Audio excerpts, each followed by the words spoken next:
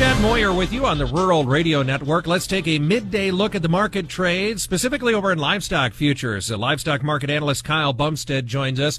Kyle, we did have a milestone again in feeder cattle. The price started with a 3 there for a little bit. Give us an update. What are you seeing so far today? That's right. It did start with a 3 there for just a little bit. We got up as high as $300.22.5 here on this August feeder cattle contract. We cracked that $300 mark that everybody has been slowly waiting for, and we finally got there today. So very, very interesting move here in this complex. Once we hit that, we weren't able to, hold it and accelerate the gains. That's a little bit of a concern that I have here, especially when I see the amount of bear spreading that's going on in this complex, especially with the higher index number here today. That index today looks like it's going to be up a little over $2, about $2.35 here, which is going to put us somewhere up around that 295, 295.70 area when the Merck updates it later. There's still a sale out there in question yet, so I'm saying that kind of open-ended. But we got the index charging higher there as well, getting back up there. We did see the daily index around 305. The daily number from yesterday sales up around that 305 mark, and yet we are seeing the front end lose ground. The August was losing ground in September, September losing ground in the October, and the October losing ground in the November. So on this rally, the commercials are using it to get some selling in place, get some protection in place to the downside as far as the commercial end users. Now, on the live cattle side of things here, it's been very, very quiet and subdued here. We're up about 75 cents in that June contract, up 75 cents in the August contract. And we're seeing what should happen here during the golden roll. We're on the second day of the golden roll when the funds get out of those front month contracts. This case would be the June, getting out of that June contract and going out to the deferreds, which would be August, October, December on back. All right, thank you much. Livestock market analyst Kyle Bumsted. Call him at 308-708-7340. This is the Rural Radio Network. With this Grain IQ Minute, I'm Alex McAvica. You might give yourself an A+ when it comes to grain production, but how would you grade your farm on marketing, profitability, budgeting? It's extremely important to at least have somewhat of a handle on your costs and cost of production. And again, I know there's assumptions you need to make on yield, but I just have had a lot of producers over the years that really don't know where they're at.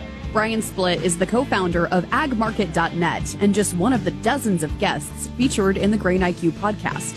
You have to make some assumptions ahead of time, and then you can always change those assumptions as the marketing year rolls around.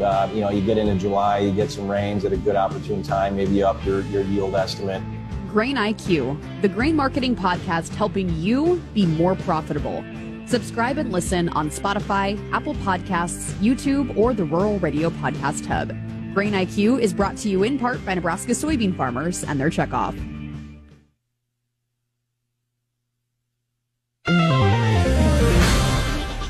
This is a market update from the Tractor Tuesday market desk. You can buy and sell equipment yourself with Tractor Tuesday. Visit TractorTuesday.com. I'm Bruce Gorder on the Rural Radio Network. Well, the trade pact that was announced this morning with the UK, unlikely to move the needle much in terms of agriculture, but the hints are that several more trade deals could be worked out in the next week.